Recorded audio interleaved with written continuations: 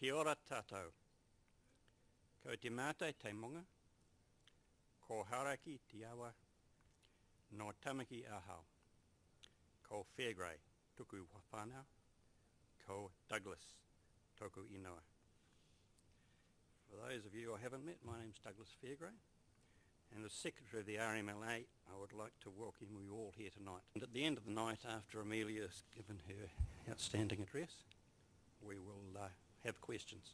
We'll limit those to a couple of hundred, but I'm sure there's at least more than that. All right.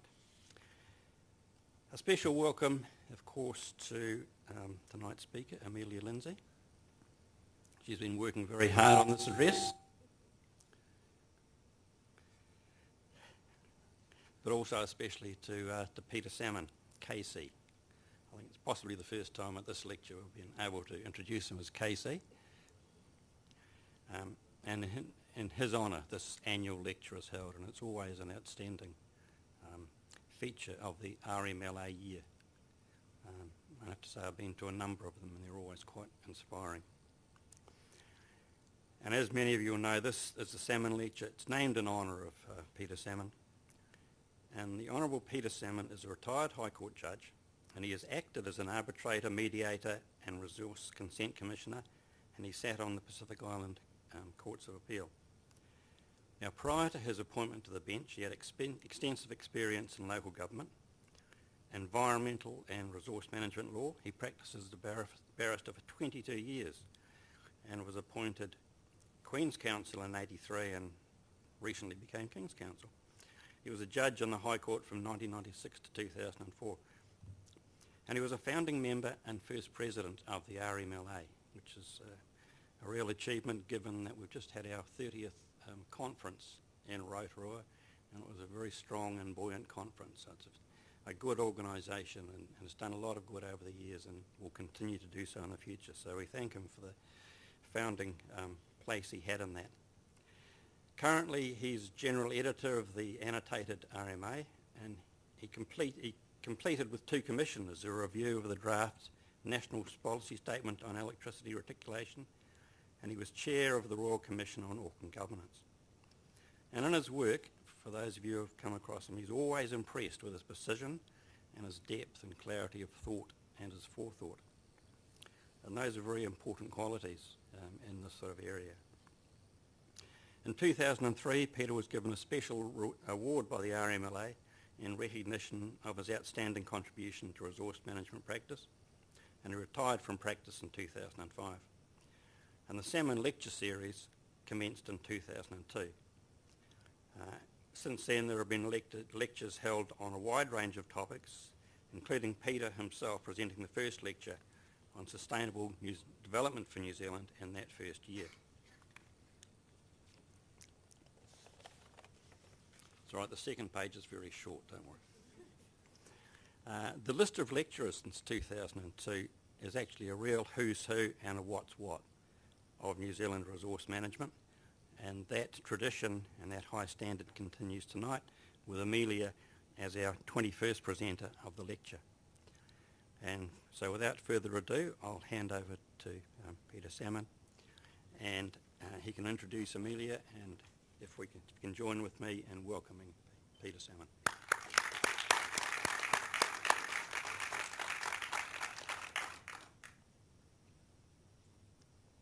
Thank you, Douglas, for those very kind words. The qualities that you mentioned are slowly fading as each year goes by, but let's hope I can keep some of them for a little while longer. A very warm welcome to Amelia Linzey. Amelia has a most impressive working history. Her principal university qualification is a Master of Science with first-class honours in geography. She's had over 25 years' experience as both a planner and a manager on major projects and in executive and corporate governance. She's a director on the Becker Group Board and the Becker Limited New Zealand Board. She's a member of Te Tupu Ngātahi, which I had to look up to see what on earth it was. but it's a joint venture between Becca and, well, you can tell us. And she was recently appointed a member of the Infrastructure Sustainability Council Board. She's a member of the Becca Group Executive Leadership Team and has a strong network of contacts at governance, political and officer levels within local and central government. So that's a pretty impressive start, but there's more. Over the last 20 years, she's led a wide variety of enterprises and undertakings. This includes roles in a variety of significant infrastructure projects, including Te Tupu Ngā Tahi Alliance, City Rail Link, Social Impact and Evidence, the East-West Link, the Waterview Connection, and the Marsden to Oakley Rail, which I was hoping would have been built by now, but it hasn't been. And I asked Linzey tonight when it was Amelia tonight, and when it was likely to start, and she was a little bit non-committal. However, I noted that our new mayor in Auckland might have some influence in trying to get it started a little earlier than might otherwise be the case. In 2019 and 2020, Amelia was one of 6 on a panel reviewing the resource management system, mostly colloquially known as the Randerson Report. Now, I hadn't picked that up before I read your bio, Amelia, but that must have been a very time-consuming enterprise, a very full and thorough report, and we're all waiting with bated breath to see the outcome of what you did. I don't think I've got much else to say about Amelia before saying to her, kia ora. We are really excited that you are delivering the Salmon lecture this year, and would you please welcome Amelia to the podium.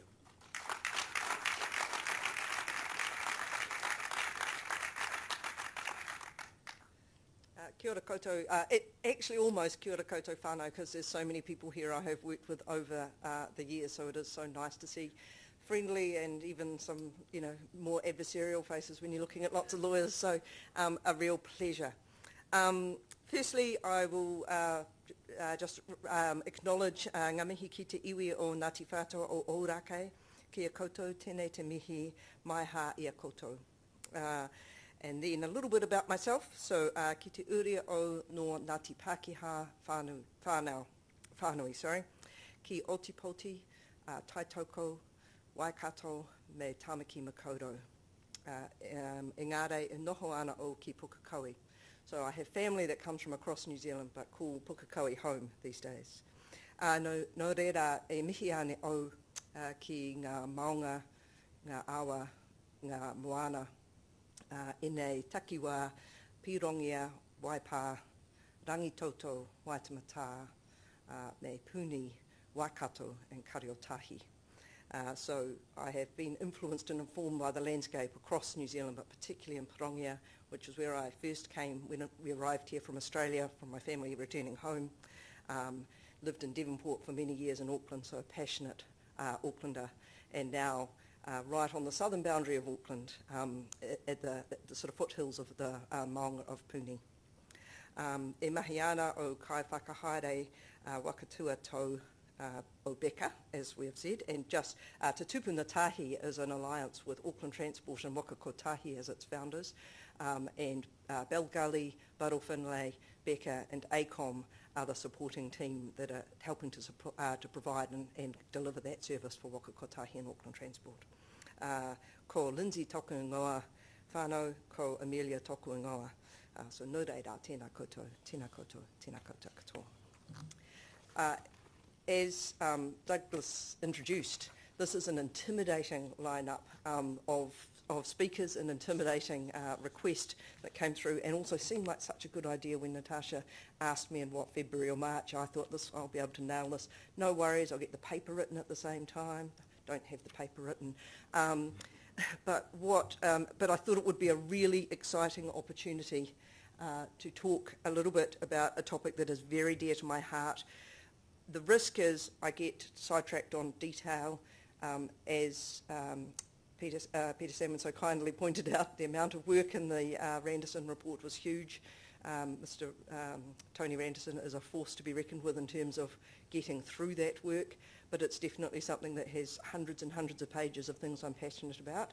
Piece of legislation that's almost the same number of pages, I understand, but has followed from it, but I haven't seen, so I can't comment on that. It's in my inbox, and I've been so tempted, but I decided if I read it and I got asked questions, I'd have to answer them. So I've left that for now. What I wanted to talk about tonight was an opportunity just to reinforce some of the reasons that I think outcomes-based planning is important for intergenerational equity and integrated systems thinking, and why I think that those are changes that we need in our resource management system. I wanted to take this opportunity to perhaps try and highlight some of the positive elements of what that is as an opportunity, because I know we have a debate and a discussion and an ongoing conversation about where the line between outcomes and effects will sit in the legislation. So I'm taking this as an opportunity to sort of lobby a bit of my thinking about how I think that approach can work for us going forwards, and how it can help us build on that revolutionary piece of legislation 30 years ago for what sustainable management is and what integrated management is. And I think those two things are still in the kernel of the reform. They're still at the heart of the reform and essential to where we're wanting to go. And I think outcomes-based planning provides an opportunity for that. I wanted to do that in sort of 4 parts. I will, without trying to get too caught up in them, give a summary of the changes of the system, just as a sort of context and scene setting, and then a little bit of why outcomes as an opportunity for future generations and integrated management. Then I thought, as a practicing planner, or an almost not practicing planner anymore, I would run through a couple of examples of how I think outcomes planning might work. And I wanted to highlight 2 areas. One, climate change, and I'll run through why, but probably because it's such a ubiquitous issue. And the other's biodiversity, because it's one where I think the effects-based and protection approach and outcomes-based, it's worth having a little bit of an explore about that. And then finally, I thought I would just put a little bit of thought and some of those challenges into it as we look to the bill and the Select Committee review that is coming. So hopefully I can get through all of that in time. I really, really love questions while I'm talking, because it makes me feel like people are awake, and also gets me back on point. But the instruction is questions at the end. If you're online, you're welcome to put those questions through as they pop into your head, and Natasha will kindly put them to me at the end of the session. If you're not and you're really desperate, put your hand up and I'll probably break with protocol, but otherwise questions at the end. So I think everybody's familiar with the big shifts of the reform, and I've seen them oscillate between 9 and 8, depending on who's giving the summary. And I've just put to me what I think the big changes are that we recommended in the Randerson report, and a little bit about, so I get down to 6, sort of somewhere in the middle. And I think there are a number of those themes. That move to outcomes, an increasing focus on enhancing the quality of built and natural environments, and I think really importantly for current and future generations, and a real shift to look to some of that future generation thinking. Spatial planning and integration, and particularly I mean those shifts to longer term thinking, more national direction, and also better integration of how we're thinking about issues like infrastructure delivery and resource management, and how we're looking at things like the Climate Commission that are putting things forward now, and how we're going to deliver that or support that in our resource management system. Definitely improving system level recognition of te tiriti and te ao Māori, and I think that we need to, that is a very comprehensive suite. It deserves its own lecture for sure, but I think it's that concept of arriving at partnership in decision making and in all aspects of plan development, monitoring and delivery, of participation for Māori in all of those roles, and for protection of the Māori worldview. And I think that is more complex perhaps than the simple sentence that we put up, and I think that warrants some thought, and I'll try and touch on a few of those things as I work through the outcomes focus. A stronger focus definitely on the making of decisions about resource use and development, so on plan making and setting that up and moving away from consents and decisions. A simplification of the system, and to me that is about our communities understanding the system and its performance and what we want from it. And I don't think that means that getting a consent becomes easier necessarily. I think it's about people can see the link between what it is we're trying to manage, what outcomes we're trying to deliver, and therefore what we're managing in the resource management system. And then a system that effectively and efficiently drives towards that. And that a lot of the recommendations we made were about improving data collection, collaboration and reporting, and simplifying what we're doing in terms of plan development. And I think those things are all critical elements, particularly as I work through this outcomes planning. I'll leave it. While the presentation seeks to cover all of these, I'm going to focus really on that issue of intergenerational equity and integrated resource management, and it's really those first two shifts that I focus on the rest of the presentation.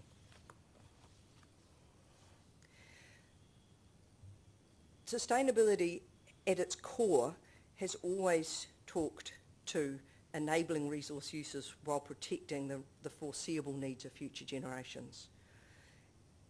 And that is embedded in our legislation now, but I think there have been a lot of aspects of the resource management system and aspects of the reform or its implementation that have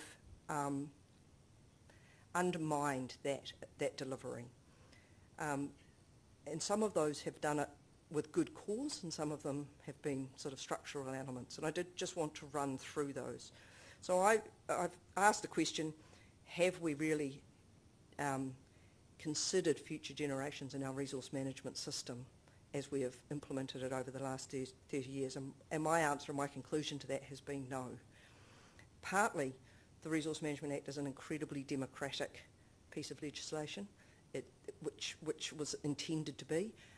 It drove a lot of local voice and submissions and hearings, and the challenge that creates is that there are voices in the room in terms of decision making, and the voices of the future who aren't in the room. That creates a favour, I suppose, to people in the room. So I think that's been one obstacle, and it's actually perhaps an unintended consequence of what was intended to be a very democratic process, and I think an important process. So that would be one challenge I would put forward. The second is the Act has then effectively given more weight to those existing, and so to me in section 104.3, when we dismiss effects, if we have the written approval of the affected party at that point in time, as an example, again, we start to assume, we create a status quo bias, I suppose, inherently in that written approval that allows or requires decision makers not to consider the effects on that person. And when they're neighbours, you're thinking about the effects between neighbours, but of a current generation, not of a future generation. I think the plan itself looked to a horizon of 10 years, and what we saw in practice and in implementation and being involved in hearings was a drive to understand what was going to happen within the life of a plan and regulate the resource management activities and uses and regulation within that life of that plan. So examples of that, to my mind, have been mapping of hazards, where we have looked at events that are a 100-year return event at the time that the plan was promulgated and mapped. And again, when I get into the complexity of climate change, what we've seen is that those lines are shifting. There is, as Rob Bell, I think says, stationarity is dead. We can't manage things with stationarity, and our plans encouraged us, and in fact our processes required us in many cases to fix those lines and those maps on the life of the plan not looking forward to the change that was happening in the environment. I think it is really fair to say that it has been changing irrespective of the Resource Management Act, irrespective of the reform program.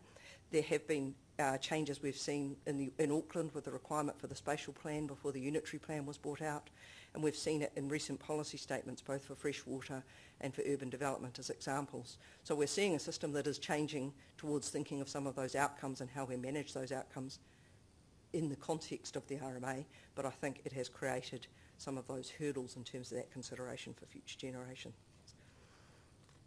The second example that I wanted to highlight, I think I've just kept flicking slides by nerves. The second example I wanted to highlight was the focus on part 2 about protecting and maintaining as its direction in the national direction. And I think that is an example of looking to retain the status quo. And in a minute I'll try and explain in a bit more detail about what I mean in terms of the assumption of the futures that we might have been looking at in the 1990s and how that, I feel, has changed. But it retains that status quo sentiment, and it leaves us with a decision-making framework that says, in granting this consent, can we accept change? And I think the challenge it has had is the change that is happening in our environment alongside or with, irrespective of a resource consent happening, can be very difficult to consider in a consenting process. Perhaps I will, the last point I wanted to run through, and I have hundreds of examples, but I'm just wondering if they sort of labour a point. But retaining the status quo and the consenting process around first in, first served. And both of those are things that we cover in the Randerson report, particularly in Chapter 9. And it looks to, it has created a system where people can reserve resource use for the long term and resource allocation. And therefore, as we have come closer to scarcity, it means we have locked people out of access to some of that system. And it does not necessarily encourage some of the innovation we might need to see, particularly around allocative resources. So I think they're just the 2 points I wanted to highlight. I've got plenty of other examples. The final point I wanted to make, and this is one that I'm particularly passionate about from a sort of social lens, is that humans are resistant to change, and we have to think about that in an application sense. So irrespective, it's sort of the inertia that gets created by humans' behaviour in terms of what the way they want to approach a problem. And look, I have become a big fan of an article that was written by a whole lot of people. I usually say Daniel Gilbert et al. Because there's a couple of names I can't pronounce, called The End of History Illusion. And they surveyed 19,000 people across America from 18 years to 68 years. They talked to them about what change they had seen in the last 10 years and what they expected to see in the next 10 years. So what have you done? And that was exactly the way the survey was questioned. Talk about what you've done over the last 10 years. Then talk about what you expect to see change in the next 10 years.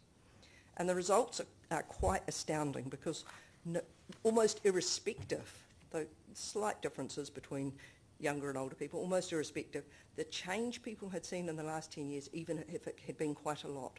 So you think of the 18-year-old who's gone from 8 to 18 and has left home and started university, or the 28-year-old who's perhaps moving into their first jobs or buying a first house. They talked about the massive change that they had seen and then asked about what will happen in the next 10 years. The answers were almost universally nothing. You've moved house 3 times in the last 10 years. How many times will you move house in the next 10 years? Nope, this is my dream home. You've changed jobs 5 times. How many times will you change jobs in the next 10 years? Nope, this is the job for me for life. And I think it's a really important thing for us in this industry to be aware of that challenge, because humans have a tendency to underestimate how much things will change around them, and essentially don't want to see that change. And I think that's human nature. Now, I would qualify it. That paper was a psychology paper, and they were reviewing personal change. But I think it's something that we need to think about as we go through. It's certainly something I think about in social impact assessment a lot in terms of working with communities about where they see what change they will be exercising, but also how then we maybe approach change as we're considering that and that consideration for future generations.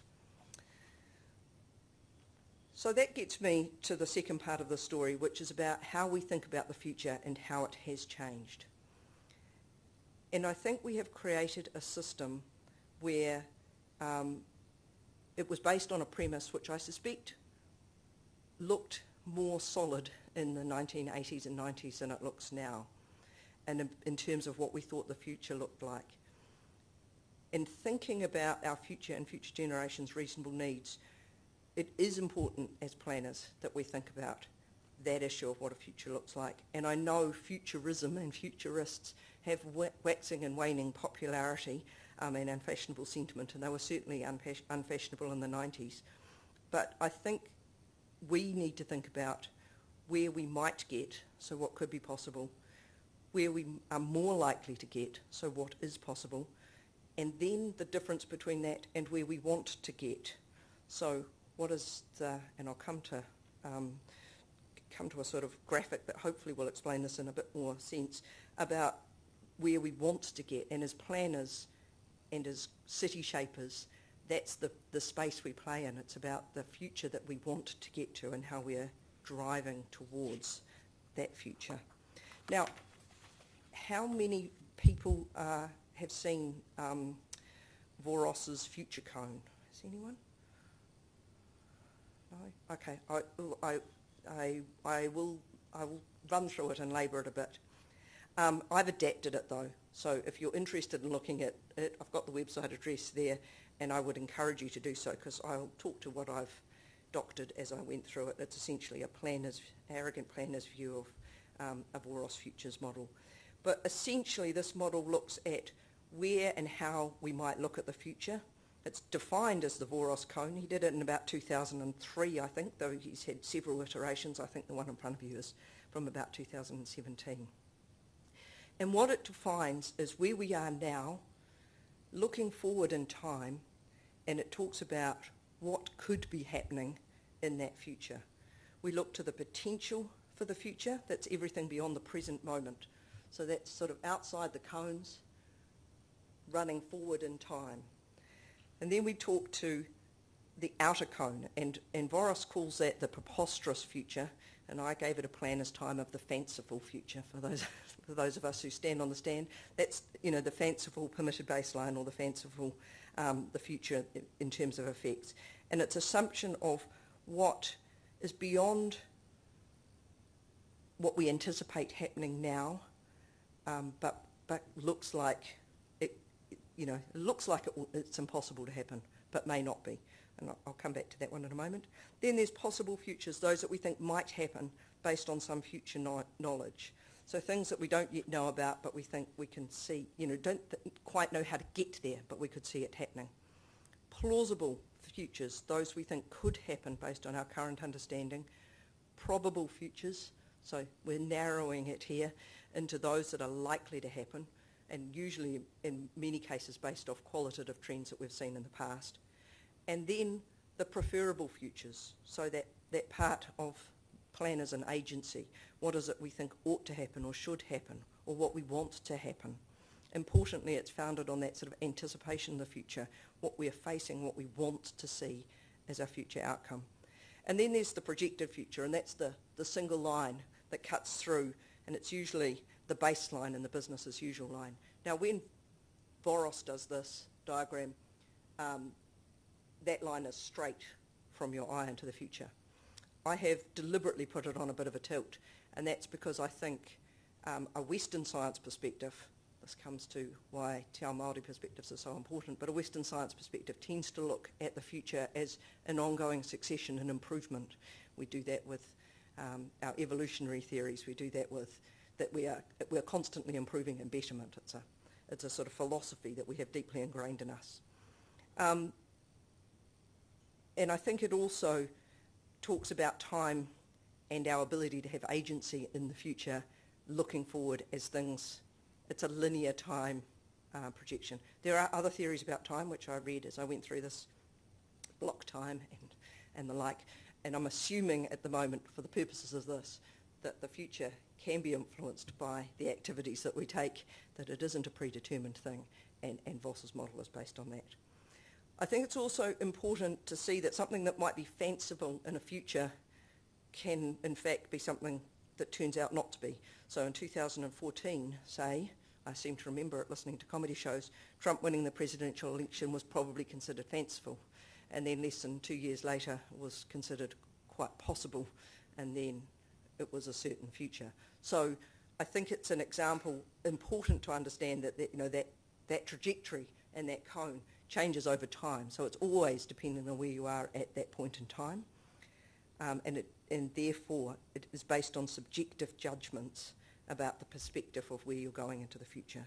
And I think that, again, is really important as we think about this in terms of the importance of different worldviews and diversity of thought and integration of thought as we think about that futurist model and outcomes. It also talks to how long in time we should be thinking about for future planning. And from a Western perspective, I often think of that sort of 6 generations, because I can remember, or I know the stories of where my great-grandparents came from. Some of that was in my pepeha. And I can think of my children and my children's children. So I can get from great-grandparent to grandchild, and that looks a reasonable future. But as we turn to other cultures, that can be a significantly longer or different trajectory. Now, this is where I really have a go at perverting poor Ross's cone. But this is for a case in point example of where we are now in 2022 and how we think about futures. And I suppose it's coming from that Anthropocene issue of our awareness of a human's ability to change the world we live in, and the way that the processes and impacts that our behaviour and our action has had on the environment and the landscapes. And I know that that's been going over the last 100 to 150 years, but our awareness of it, our naming of it, has been a much more recent genesis than that. So our impacts over that process, over that period, is extended well beyond what we might consider natural norms. And so what we're seeing now is a situation where if you use something like a futurist cone, and I will come back to this in the respect of climate change, what a probable future might look like and what the future we want is starting to look like are getting further apart. We are moving into the space of needing to think about what is plausible, but we're not sure how to get there kind of thinking. And climate change is a great example of that. And I think the other thing that we're seeing from a future baseline perspective is our understanding of tipping points and our understanding of some of that accelerated change means that we can't just assume that what has happened and what will lead into the future will continue happening in a linear manner. And again, we can just look at something like sea level rise to understand that. So I'm hopefully, is there any sort of, have I left any gap in anybody's understanding? Because I'm happy to. Okay, so what I wanted to explore now is that gap to achieve that aspirational and planned future. I'm going to use climate change because I think it's an area where needs must. We've done quite a lot of thinking on this. Then I'm going to explore what it might look like from a biodiversity point of view, and then in an incredibly arrogant leap have a go at what do I think outcomes might look like as compared to effects for those two issues, just as a discussion point, not because I've been through a full section, what is currently called a Section 32 analysis, but just to try and highlight that difference between them.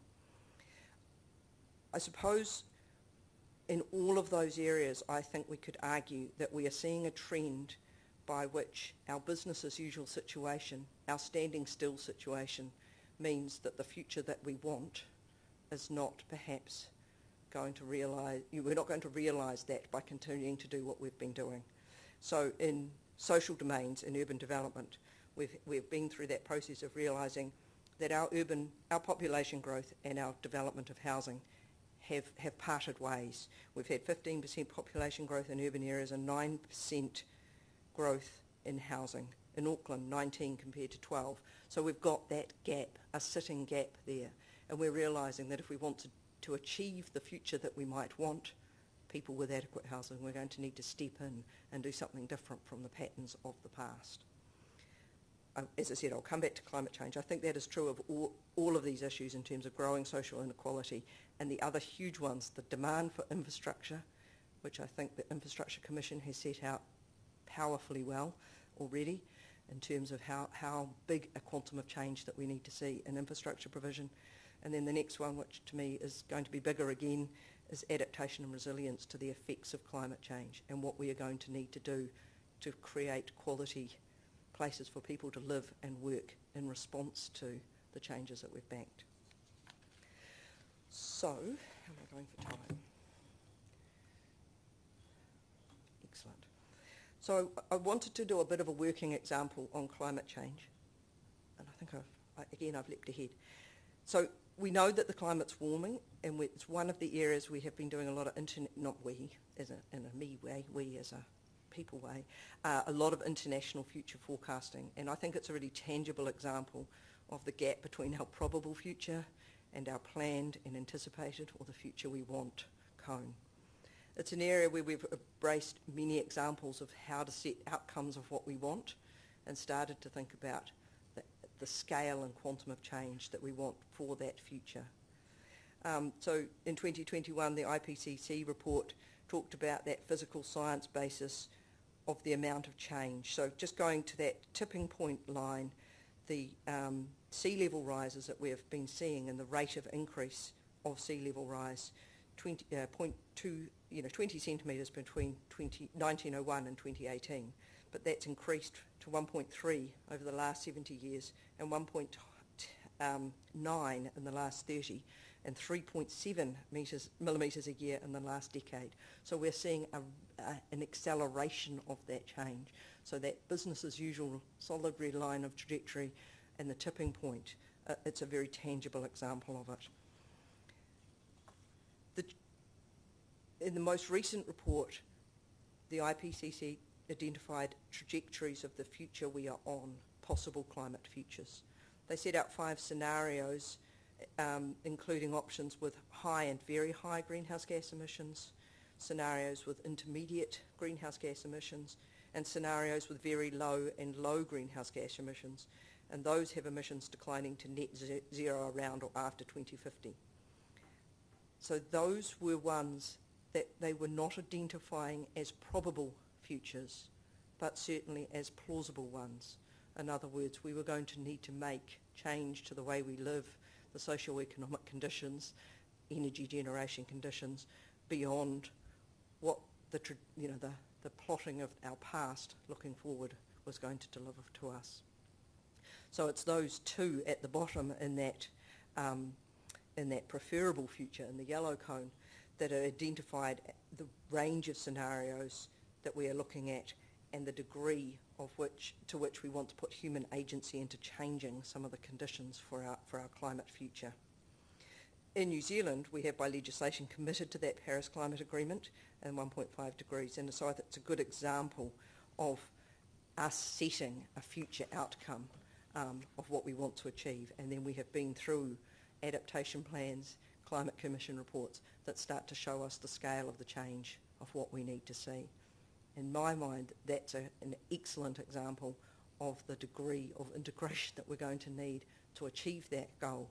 It is not just a climate change issue addressing greenhouse gas emissions and the management of that. It is going to be recommendations that impact the way we deliver our urban form, the way we move and transport ourselves around the city, and it has implications, which I'll come to in a moment, on the way we might manage and protect biodiversity rather than natural habitats.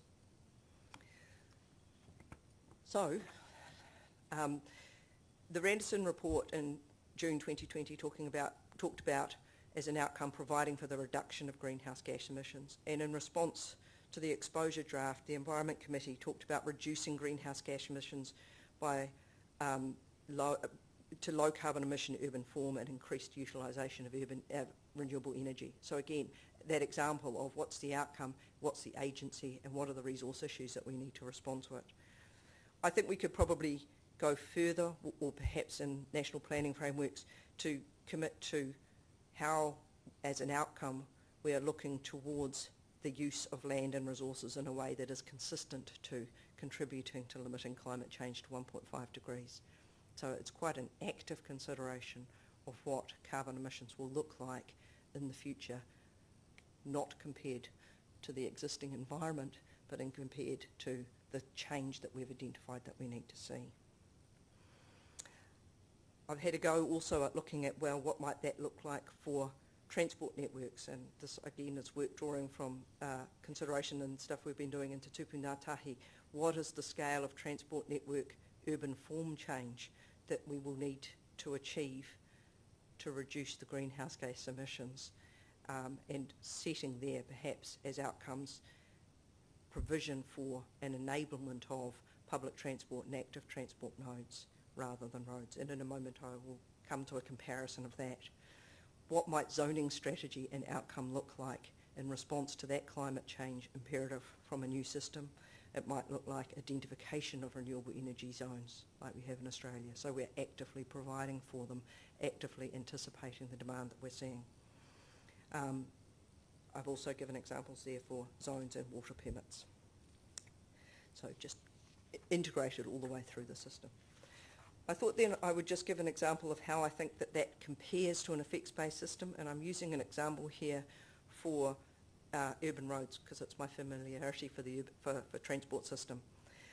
How we approach consenting, so looking at a typical rural road in a cross-section with its approximately 10 metres of sealed road, certainly not a universal truth, and then how we might want to change that for an urban context. And these are just taken from Auckland Council's design guides in terms of the different forms of urban road that we're looking to deliver. But from a consenting point of view, we look at the marginal increase of the footprint of that road. We look at the model change in use, so the existing vehicles on that road, how they're modelled in the future. We look at the change to pedestrians and cyclists, which can be a bit difficult in a situation like this when your pedestrians and cyclists are starting from a modelled zero.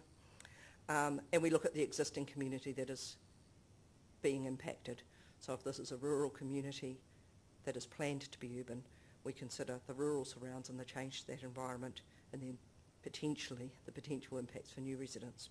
But that is, from a stormwater point of view, we do the same thing.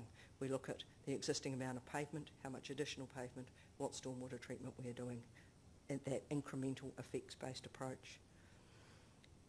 In my opinion, an outcomes-based system would drive you more to looking at the opportunity that you are creating to see the step change that you are looking for. So what is the opportunity that that creates for the public transport targets or outcomes that you are looking for? What opportunity does it create for the walking and cycling?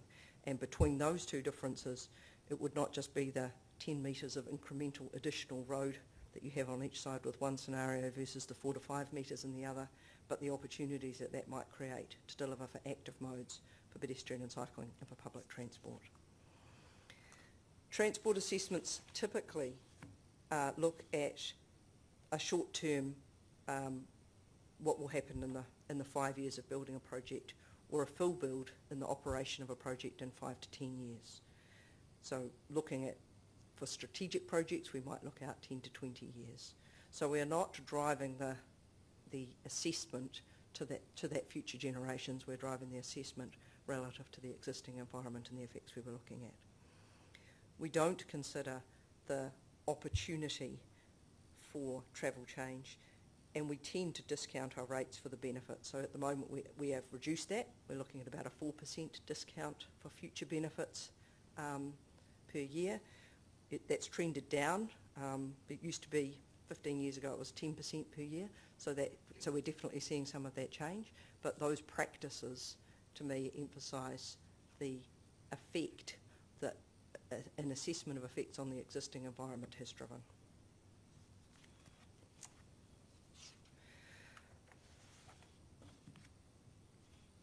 My second example is definitely not as well formulated, but it talks to what I consider to be potentially the second biggest issue that we're facing, which is biodiversity and the current trajectory of loss that we are seeing.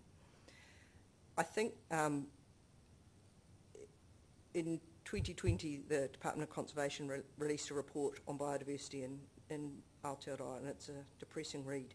And when you look at the reasons for that loss, a number of them are not resource management issues like introduced pests and weeds necessarily, though there's relationships, but many of them are particularly impacts of land use change, and obviously the big one, which I'll link these two together, the pressures related to climate change. So again, turning to that issue, I wanted to highlight one example, hence the picture of the weta, where we're seeing the role that climate change is having on the distribution of indigenous species and the loss that we will see as a result of climate change in a model that looks to focus on protecting and mapping habitats for those species as a way to provide for and protect biodiversity. So those changes have, in my view, accelerated the need for us to consider the change that we are likely to see in the future for issues like biodiversity, to protect biodiversity or to provide for biodiversity in the future, because it's not going to be a model where we can protect ecological areas on a map, identify those, and that will preserve the biodiversity of that area, because some of those forces are meaning that, again, the status quo, standing still, will result in a loss of some of those values. So again, I've looked to have a go at, and these are a very preliminary start, not just moving to what a protected natural area requires or preserving what we have if we want to achieve biodiversity outcomes, but needing to look at methods to test trends and scenario analysis to identify what we want to achieve as an outcome, some anticipatory capacity for biodiversity, and start to manage those resources to that effect. In translation, what does that mean? Well, the Randerson report talked about protection and enhancement of the natural environment, and again I've had a go at thinking about what might that mean in terms of thoughts for outcomes. So protecting and preserving the modi of ecosystems and that they're thriving and resilient to climate change. So again, we're looking at an active role of what we will need to consider to maintain an ecosystem over time in our resource management system. Moving through the system, looking at things like zoning strategies and the importance of spatial plans, identifying what we anticipate to be a change in a habitat or the pressure that that habitat will come under from a process like climate change, and identifying corridors and providing for zoning and protection of those corridors from the outset in our planning instruments.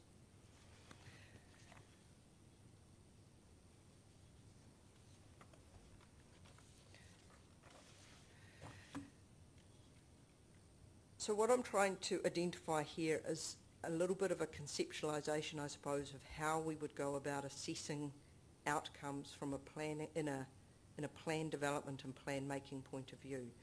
And I'm not trying to underestimate how hard this will be and how difficult this is relative to our current thinking, because in my mind it requires us to think of the existing environments, moving from existing environments to the base case or business as usual trajectory of where we will be in the future.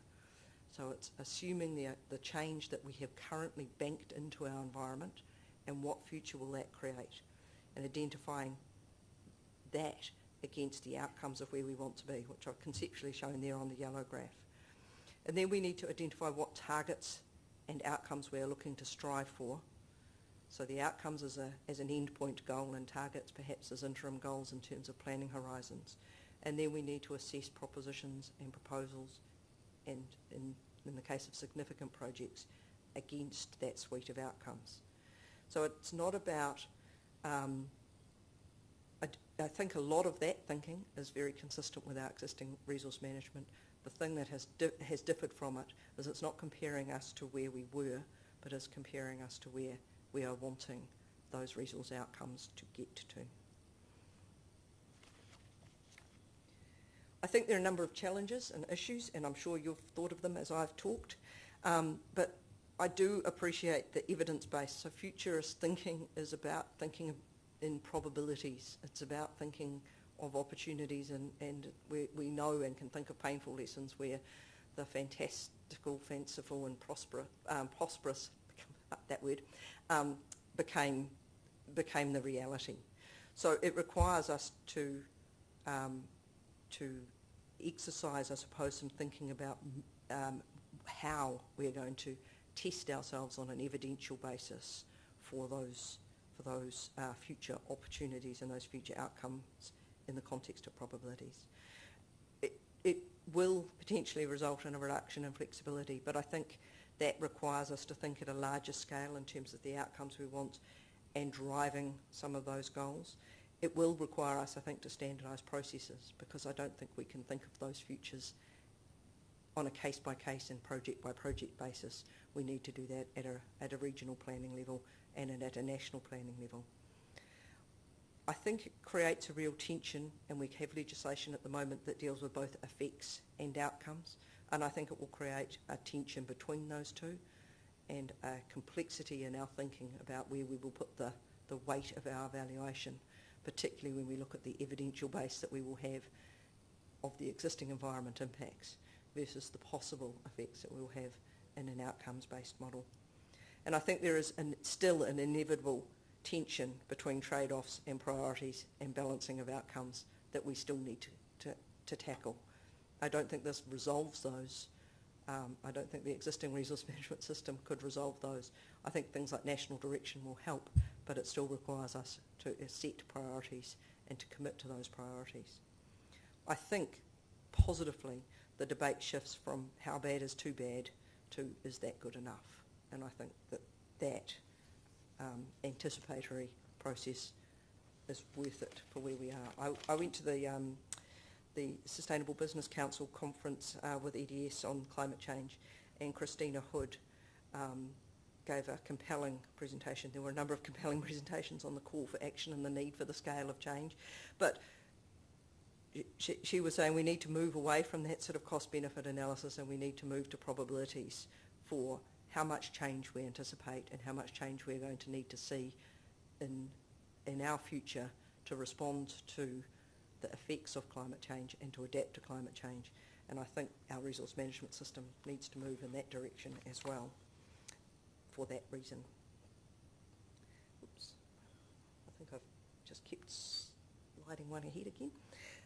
So to me, the critical challenge is, I suppose, there is an expression in Te Reo Māori, and it's mauri tu, mauri ora, the awareness and attentive life force begets life. And I think that's a really great way of thinking about this. If we can be deliberate about what we are trying to do and the outcomes we are trying to deliver, and we can maintain that in an integrated manner, I think that's the opportunity for us to start thinking about how we can deliver outcomes more than managing and treating a problem, to an approach that considers the opportunities for wider social, cultural and environmental outcomes and legacy for future generation. I think it needs us to test ourselves, to look into the future, to assess those potential consequences, and it requires us to take that challenge of scientific training and evidential hurdles of the resource management system to forecast potential benefits and potential change. And I think that will be that process of devaluing benefits, which I feel we have done because of their uncertainty, in favour of perhaps more tangible and often short-term disbenefits, I suppose, in incremental evaluation. It requires us to turn that round and to think about that differently. And it will require us to challenge ourselves as humans about the scale of change that we need and prepare ourselves for that, and to work with communities on what that will look like.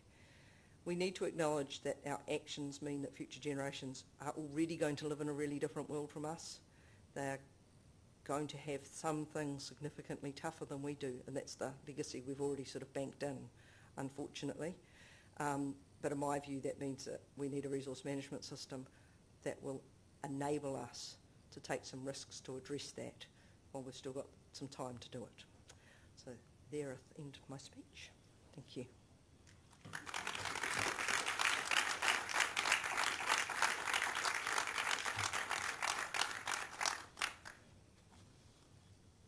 I'm sure there's some questions there for Amelia. If you just put your hand up in the room, and I'll come over here to the live Q&A and see if we have any questions, and we do. Thanks, Amelia. So the question is, how effective will an outcomes-based approach really be if we, as humans, are unable to anticipate change and unable to anticipate a future that is any different to BAU? Are our outcomes just going to be as business as usual? Look, that's a great question.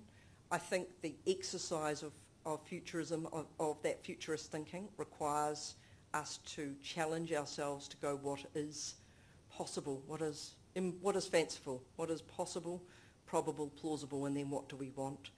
I think in some cases, and climate change is a great example and point, where we are exposed to the fact that the trajectory that we're on is going to have such significant consequences to us that it is requiring us to think about and anticipate and push our minds to go to the outcomes that we need to see in all areas and that across that integrated spectrum of resource use to address that challenge. So I don't think it's an easy process at all, and I certainly wasn't starting from that premise, but I think looking to those outcomes and looking to those futures creates an opportunity for us to achieve that looking to effects on the existing environment will not. Thank you. A question over here. You mentioned that the RMA has a democratic process, and you know those participatory mechanisms are there so people can put forward their views. Do you think the issue is with the legislation itself being democratic, or it's the perspective that people take, that it's now that we need to think about rather than the future? So is it an issue with the legislation, or is it an issue with us? I think it's probably, so my answer to that would be it's a bit of both, in the sense that we have to appreciate that as humans day to day, we are all thinking about what we need to do now, and as I said with the end of history illusion, humans are amazing animals in that we can anticipate our future and we can plan our future, and we're an unusual animal for doing that. Certainly there's evidence that others do it to varying degrees, but we are perhaps a more future-thinking animal than many animals. And I think that's evidenced in a lot of our planning and a lot of our worldviews and a lot of our analysis, and in fact in the fact that we come up with future thinking in the first place. I think the challenge is we just need to be mindful that people do not anticipate at an individual level the change that is ahead of them, and I think that our democratic process has given considerable voice. I don't think that's just the RMA. I think some of that's our political system, some of that's our elected representative voting system. It makes it a complex model. I think it is up to a legislative system to shift some of the emphasis on that thinking, and that's the opportunity that's before us at the moment.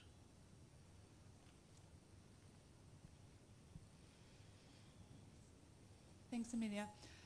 Just a quick question about, I know that this legislation talks a lot about outcomes, and obviously that's what your whole lecture was about, but how do we then reconcile that with the NDRS legislation that recently came out, where we're technically putting planning into the hands of every private landowner across our main cities? How do they plan for those outcomes? You're just talking about the scale of change that has been enabled by those changes for development. Yeah, because as you say, the Randerson report specifically recommended that we don't flood the market, and the MDRS provisions does exactly that. Yeah, so I think, in my view, I suspect what we are confronted with those gaps and that awareness of those gaps, we are perhaps seeing some reaction changes to legislation that puts pressure in other parts of the system, and I think we're seeing that challenge arising in enabling growth and then working through what does the infrastructure that we need to support that look like, as an example. So I understand the drive for that. I think the change to I suppose I'm advocating in this process a change to a different model to think about that as a way to address that problem rather than perhaps some of the incremental changes that we have seen recently. I'm going to stay on that topic. Democracy. He's got his cross-examination notes out, yes. I'm going to suggest that the unitary plan reflects the democratic side of the RMA in practice, and that it worked generally very well. That we ended up with a city that is focusing on intensification in the centres and along the roads, and that was a democratic process, albeit with a different system in terms of the lack of appeals and the way that was structured. And I think the MDRS reflects what happens when you take that democracy away and you give it to 120 people in Wellington and a few other people in the government, and they give you something that is contrary to that carefully thought out process and impose it from above.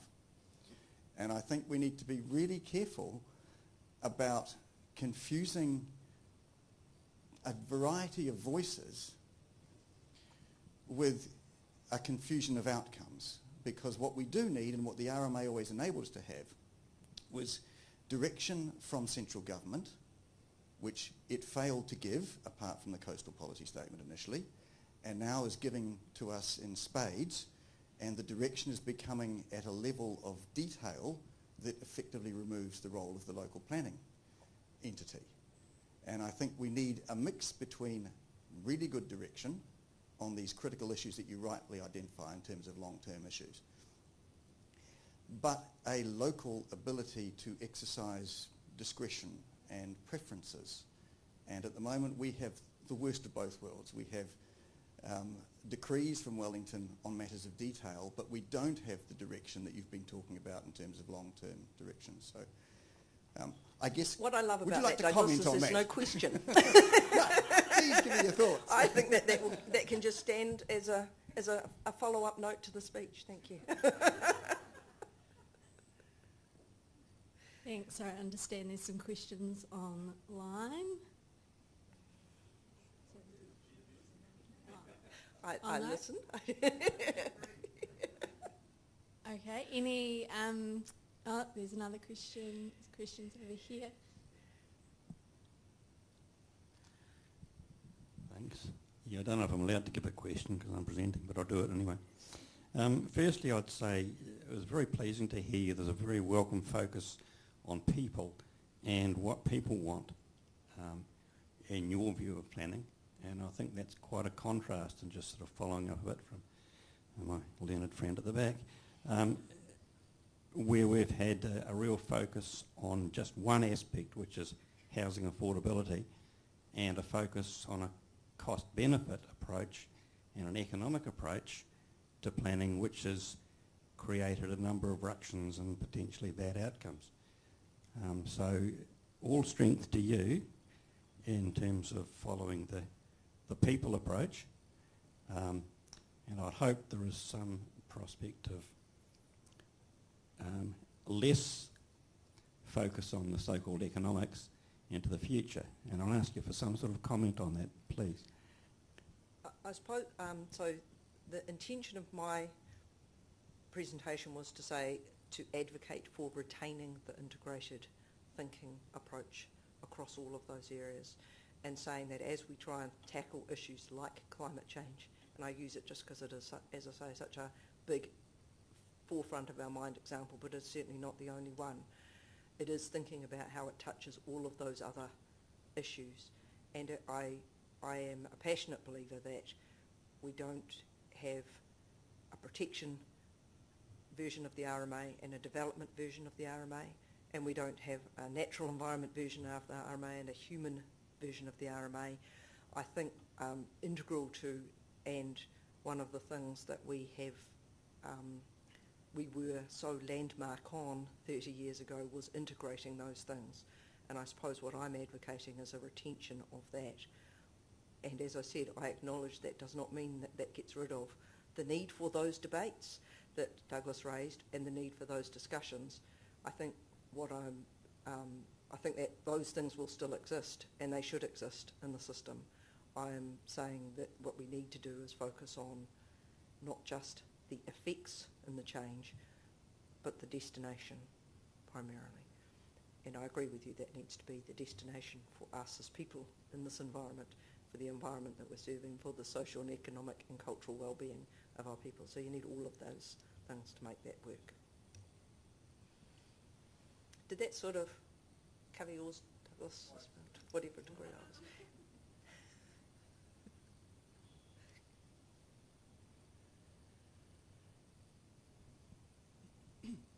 Thank you, Amelia, for a very interesting and thought-provoking presentation, and thanks also to my learned friend for his.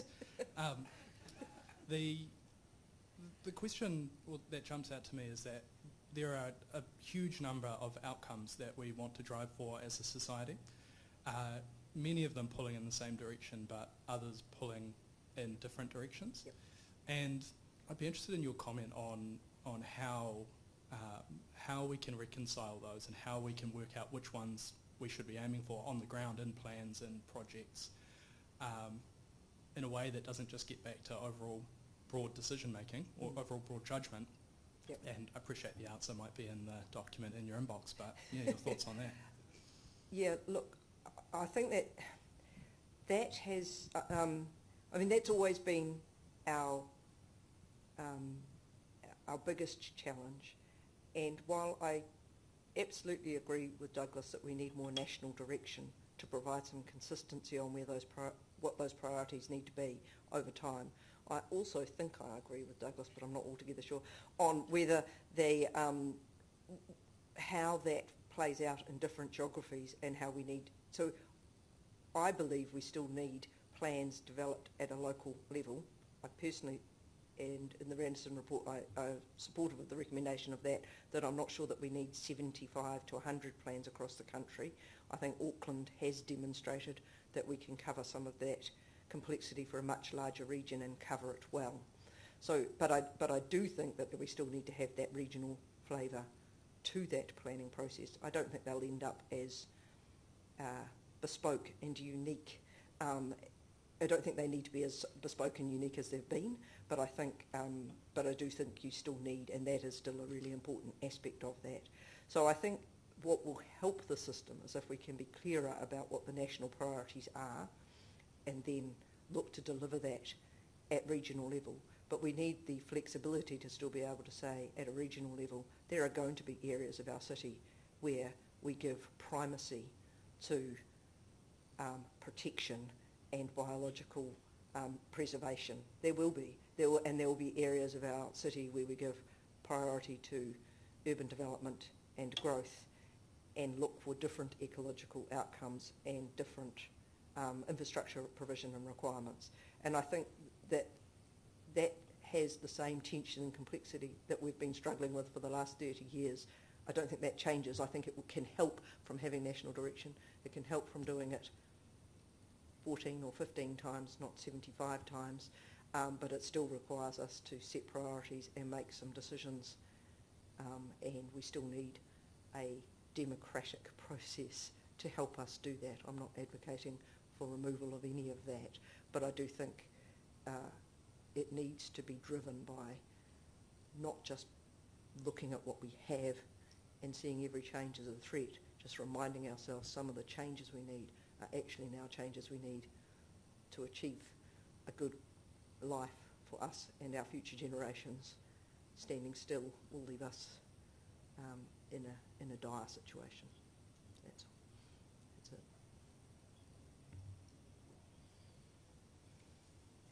Thank you very much, Amelia. It's my pleasure on behalf of the RMLA to thank you for coming this evening and giving up your time. We know how busy you are, so I'm very grateful that you said yes in February, even though you may regret that now.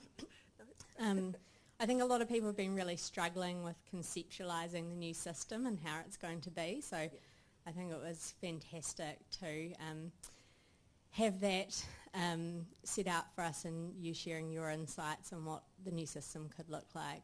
And this is just a small token of our appreciation, Auckland then and now. Perhaps it should say and the future. But you may like to write those chapters for the author. Kia ora, thank you. Thank you very much.